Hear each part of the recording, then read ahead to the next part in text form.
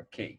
Então, tem uma lista de exercícios, né, 4 questõezinhas para vocês fazerem aí quando eu mandar os slides, baseado no que a gente viu anteriormente, então não terá dificuldade. É já uma listinha inicial. Então, como eu falei que a equação de estado para uma mistura de gases que a gente chamaria aqui de ar úmido, e essa mistura ela tem uma constante que precisa do teor de umidade naquela atmosfera, eu gostaria de falar sobre alguns parâmetros que definem o teor de umidade do ar. Então, entre eles, o primeiro que eu gostaria de discutir era a temperatura do ponto de orvalho, né? A definição que eu coloquei aí é a temperatura em que, nas mesmas condições de pressão, o ar atinge a saturação. Então, imagine agora o ar que está aqui no seu ambiente, onde você estiver. Esse ar não está saturado. Para ele atingir a saturação, mantendo a mesma massa, eu teria que diminuir a temperatura. E eu diminuiria a temperatura tal até um ponto em que esse grau de agitação das moléculas ia diminuir, elas iam ficar cada vez mais próximas, chegando a um ponto delas condensarem. Esse ponto de condensação é aquele ponto daquela figurinha que eu coloquei dos 2 recipientes, em que um recipiente ia ficar com tanto vapor de água que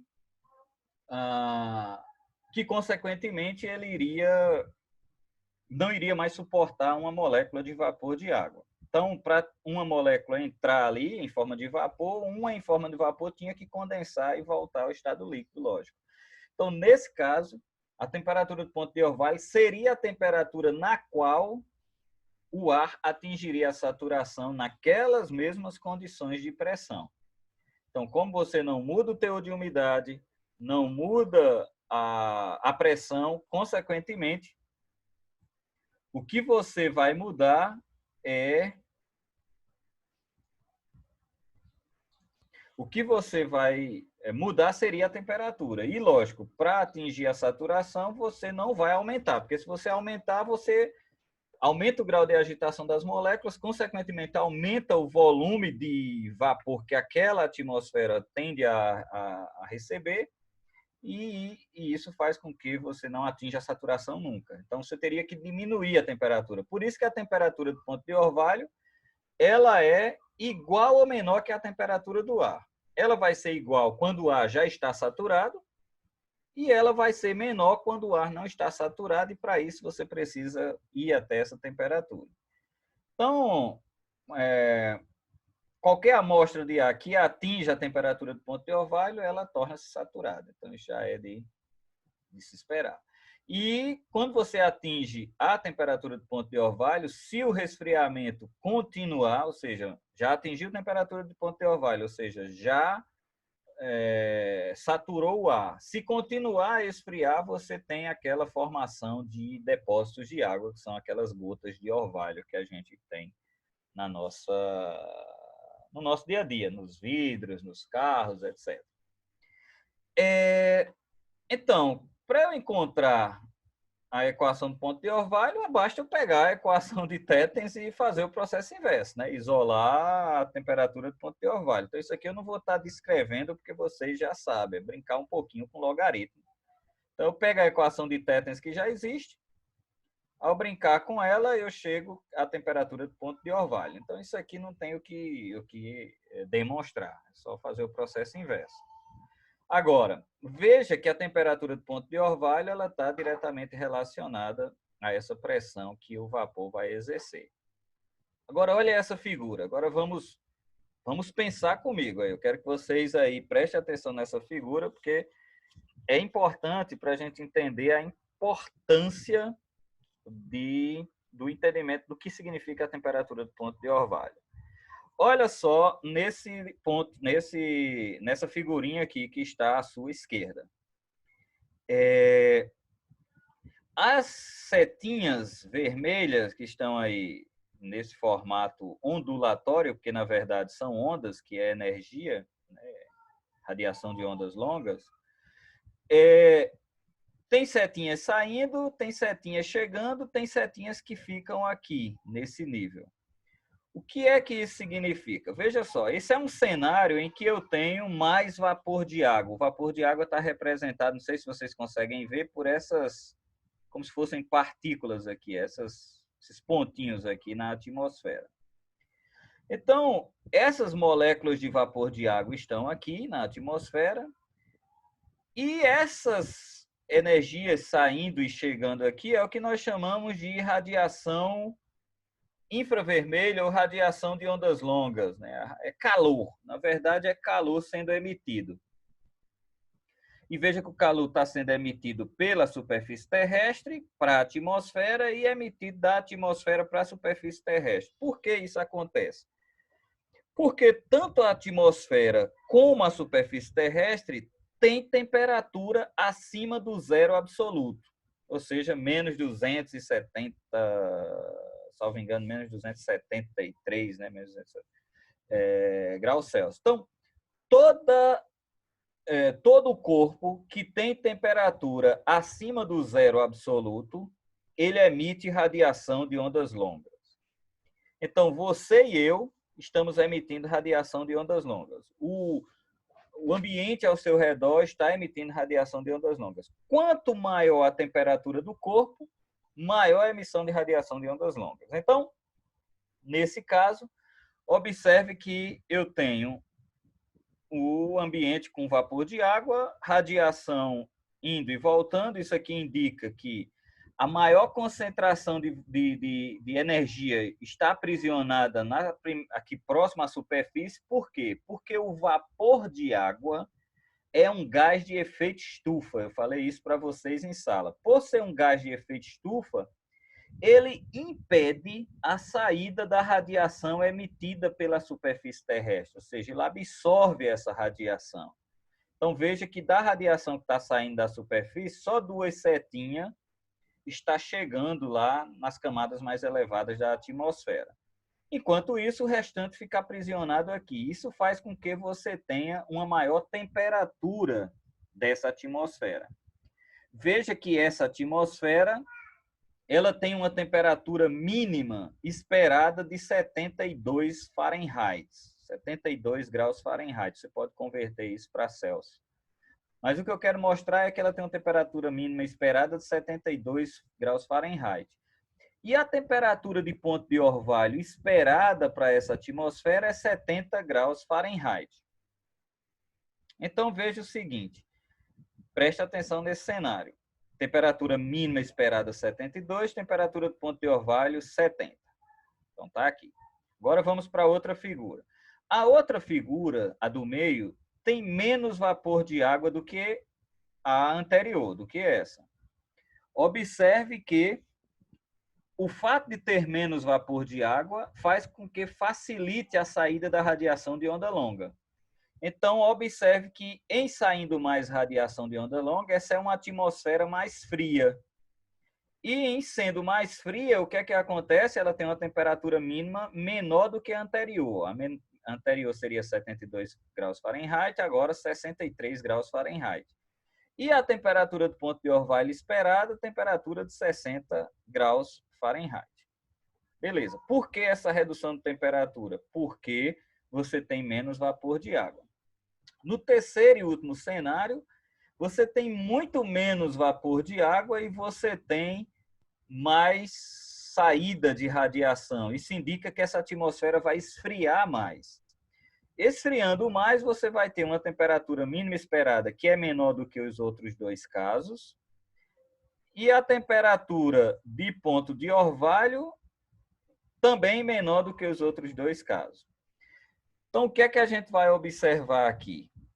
É que, nesse caso, nesse e nesse, existem diferentes valores ou diferentes quantidades de vapor de água. Nesses 3 casos, eu tenho o problema de que radiação fica aprisionada, radiação sai, etc., que é uma característica dos gases de efeito estufa aprisioná-la. Só que, de todos os 3 casos, o único caso em que a temperatura mínima esperada e a temperatura do ponto de orvalho estão mais próximos é essa situação. Por quê? Porque a temperatura mínima e a temperatura do ponto de orvalho estão muito próximas. Porque você tem muito mais vapor de água na atmosfera do que nesses outros casos. Ou seja, esses outros casos, eu tenho temperatura do ponto de orvalho menor do que essa situação, mas tem uma diferença entre a temperatura mínima e a temperatura de ponto de orvalho maior do que aqui. Então, dos três casos, mesmo a temperatura sendo menor nos outros dois aqui, eu teria mais facilidade de ter orvalho nessa situação, mesmo a temperatura estando mais alta, do que nesses outros dois cenários com temperatura muito baixa. Por quê? Porque eu tenho baixo teor de vapor de água nesses dois casos. Aqui eu tenho uma maior concentração. Então, eu faço com que, se eu diminuir a temperatura, eu tenho por ter muito vapor de água, eles vão estar mais próximos e, consequentemente, eu posso atingir a saturação mais rápido. Então, veja que a saturação ou a temperatura do ponto de orvalho está relacionada com o teor de vapor de água que tem nessa atmosfera. Então, essa figurinha, o que ela vai me mostrar é que, mesmo estando com maiores temperaturas, pelo fato de ter maior teor de vapor de água, eu posso atingir a saturação mais rápido, ou seja, atingir a temperatura do ponto de orvalho. Ok? Entendido aí? Ou seja, nesses outros casos, o orvalho seria muito difícil de atingir porque tem pouco vapor de água. Eu tinha que cair muito a temperatura para poder esse vapor de água se juntar e formar e voltar ao estado líquido, ou seja, atingir a saturação. Deixa eu abrir aqui que eu acho que tem uma dúvida. O Arquidi pergunta aqui, né, professor, o fato de ter muitas nuvens, essa radiação de onda longa fica menos dispersa do que em dias de céu aberto? Eu falei já na aula passada que quando você tem mais vapor de água na atmosfera, você tem maior possibilidade de formação de nuvens e isso indica que você vai ter mais radiação de onda longa aprisionada nesses primeiros quilômetros ou nos primeiros metros da atmosfera. E isso faz com que, tendo mais energia de onda longa aprisionada, você tenha maior temperatura. Então, em noites, por exemplo, de céu nublado, você tem uma temperatura mais elevada do que em noite de céu claro. A não ser que você esteja num cenário de chuvas e tudo mais, que é outro cenário. Mas em condições naturais, numa mesma época do ano, se você tiver nuvens e você tiver uma noite de céu claro, você vai ver que a temperatura mínima vai ser menor no cenário de céu claro do que no cenário de céu nublado, porque o cenário de céu nublado ele faz com que você tenha maior aprisionamento da radiação de onda longa que é emitida pela superfície terrestre. Ok? Espero que tenha tirado sua dúvida aí, Arquidi. Vamos lá. Ok. Um outro parâmetro utilizado para definir o teor de umidade na atmosfera é a razão de mistura, que aqui a gente vai representar por R. Então, a razão de mistura do ar úmido, que é submetido a uma dada pressão atmosférica, temperatura, na verdade, ele é a relação entre a massa do vapor que está naquela mistura de gases e a massa do ar seco. Então, a relação entre a massa do vapor e a massa do ar seco na mistura me dá o que eu chamo de razão de mistura. Então, veja, a razão de mistura é a massa do vapor que está contida naquela mistura dividido pela massa do ar seco, ou seja, a massa do restante dos constituintes da atmosfera. Eu lembro que a densidade ou a massa específica do vapor é a massa do vapor dividido pelo volume dele. Isso indica que a massa do vapor é ρV vezes V. E no caso do ar seco, eu tenho que a massa específica do ar seco é a massa do ar seco dividido pelo volume do ar seco. Então, massa de ar seco é ρD vezes V. Fazendo uma brincadeirinha, substituindo MV e MD nessa equação da razão de mistura, eu tenho que ρV sobre ρD, né? Ou, aliás, ρVV sobre ρDV, mas eu vou cortar V com V, vai sobrar somente que a razão de mistura é massa específica do vapor pela massa específica do ar seco. Nós lembramos que da equação de estado para o vapor, que é aquela equação 12 que a gente viu, é igual a ρV RVT, ou seja, se eu isolar ρV aqui, eu tenho ρV igual a E sobre RVT. E do ar seco, P menos E igual a ρD RDT, ou seja, se eu isolar ρD, eu tenho P menos E sobre RDT. Se eu pegar ρD e ρV nesses seus formatos e substituir aqui na equação da razão de mistura, eu tenho R igual a ρV dividido por ρD. Então, repetindo, né, divisão de fração por fração, repito a primeira, multiplico pelo inverso da segunda, eu tenho R igual a primeira vezes o inverso da segunda. Isso indica que eu vou ter, vou colocar RD sobre RV, vocês lembram que eu disse, guarde essa razão RD sobre RV, que é 0,622, que eu chamei de epsilon. Então, a minha equação vai ficar R igual a RD sobre RV vezes E sobre P menos E. Então, E sobre P menos E. Isso quer dizer que substituindo quem é RD sobre RV, 0,622, que eu vou chamar de epsilon. Então, minha equação vai ficar R igual a epsilon E sobre P menos E, ou R igual a 0,622 E sobre P menos E. Não sei se vocês lembram, mas essa é a equação da razão de mistura que aparece lá no livro do Varejão e Silva. Aparentemente, se eu não estiver enganado, ele já aparece direto. R igual a 0,622 E sobre P menos E para você encontrar a razão de mistura. Então, é daqui que sai a equação de razão de mistura. Por isso que eu disse a vocês, pessoal, preste atenção nessas equações de estado, porque nós utilizaremos elas muito daqui para frente. E veja que esses parâmetros, eles saem sempre dessas equações de estado. Então, veja que para obter a equação da razão de mistura, que é um parâmetro que mede o teor de vapor d'água na atmosfera, porque está envolvido aqui a pressão de vapor, ela surge exatamente da equação de estado para o vapor e da equação de estado para o ar seco. Ok? Alguma dúvida até aí? Espero que não. E razão de mistura de saturação? Razão de mistura de saturação é a mesma coisa, a diferença é que no lugar do E, eu vou chamar ES. Então, no lugar de eu usar o E lá na minha equação lá de estado, eu uso ES. Então, razão de mistura de saturação, que é um outro parâmetro que mede o teor de umidade na atmosfera, que vocês já estudaram. Agora eu queria prestar atenção um pouquinho com vocês aqui na umidade específica, que inclusive entra lá naquela equação da constante para o ar úmido. Então, a definição de umidade específica, nós temos 10 minutos e essa é a nossa última parte da aula.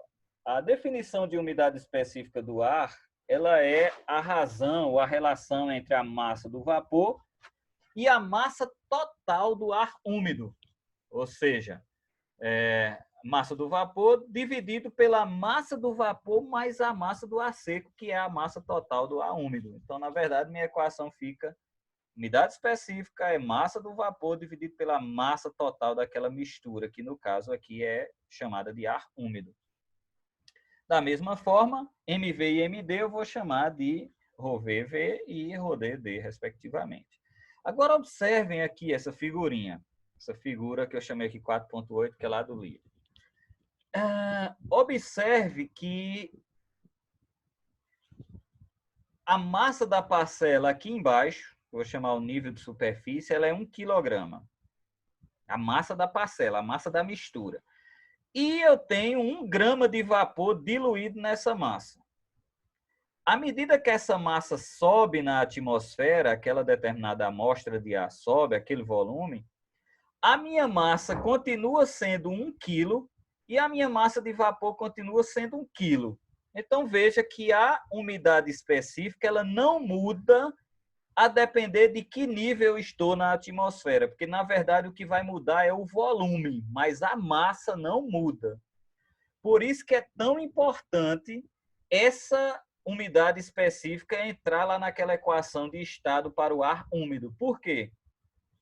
Porque quando eu tratar de equação de estado para o ar úmido, eu não me interessa em que nível da atmosfera a minha amostra vai estar.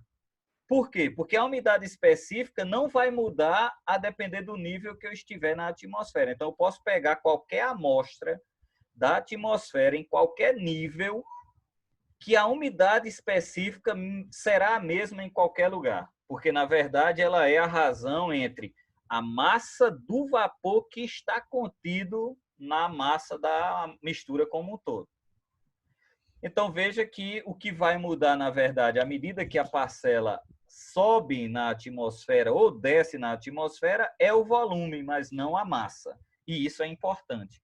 Por isso que ela entra lá na equação de estado para o ar úmido, porque ela é o parâmetro que mede o teor de vapor de água na atmosfera, sem se alterar com a altitude que você está pegando a amostra, ou o nível que você está pegando a amostra. Por isso que eu uso umidade específica. A gente vai ver que outras unidades ou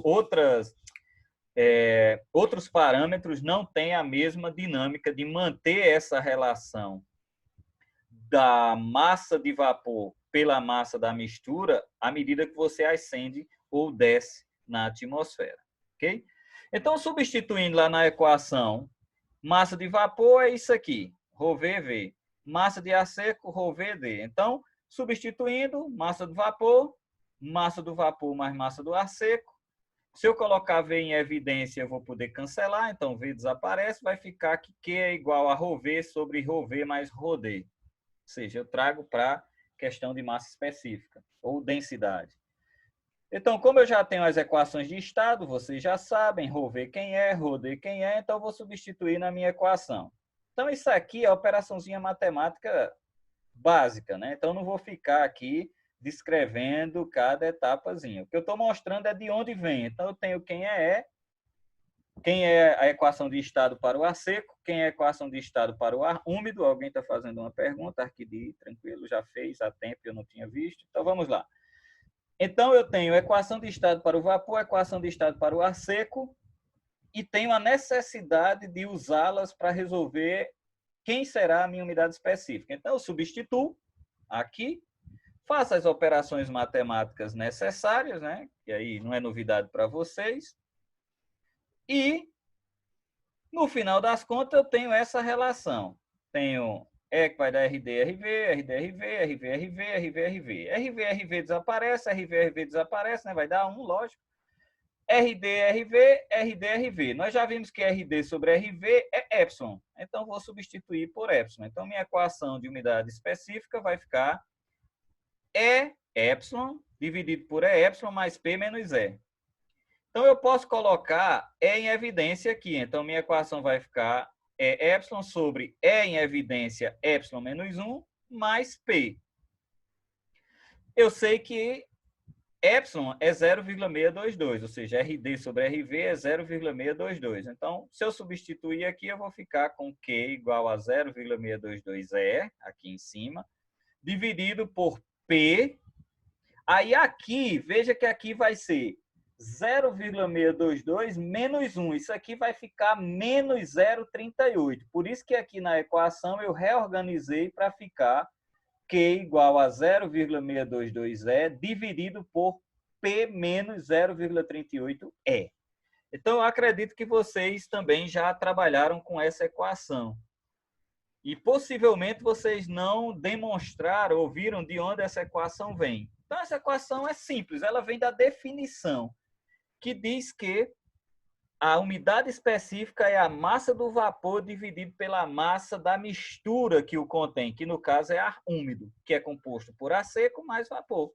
Substituindo, encontra essa equação, ou seja, esse 0,622, 0,38 não são fórmulas milagrosas que aparecem aí. Elas têm um sentido físico para estarem aí. O sentido físico a gente já viu de onde vem, ou seja, das equações de estado de ar seco e ar saturado.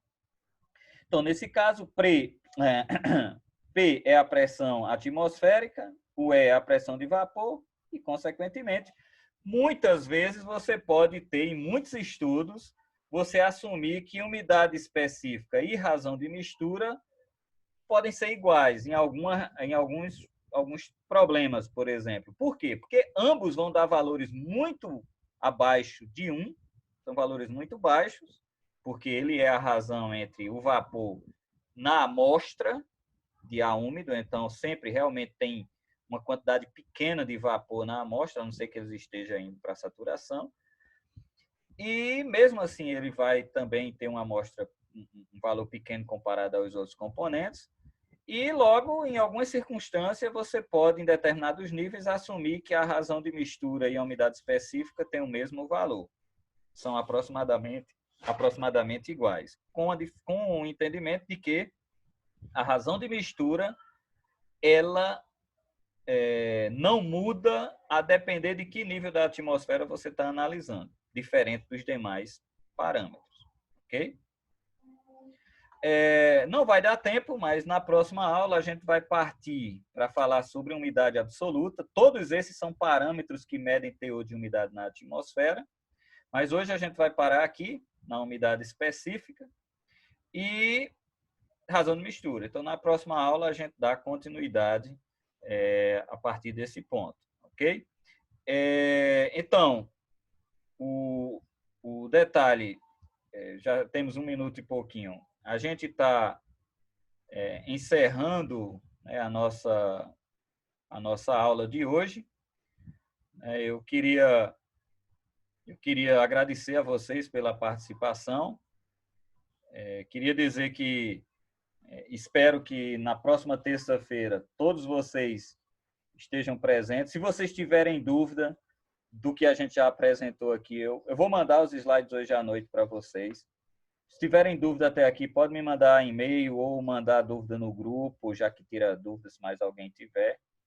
Mas o fato é, inicialmente a nossa aula está marcada para terça-feira, no mesmo horário, né? No caso, às 14 horas. A gente tem das 14 às 18 horas, mas a gente tenta ser mais breve. Mas espero contar com a participação de vocês todos. A gente tem de menos de 1 minuto. Agora eu vou parar aqui e se vocês tiverem algum comentário, alguma coisa, pode mandar no grupo de WhatsApp, tá bom? Muito obrigado a todos pela participação, uma boa noite para vocês e foi muito bom poder estar aqui estudando com vocês, tá bom? Um abração, Valeu, na professor. paz. Tudo de Abraço. bom, valeu, tchau, tchau.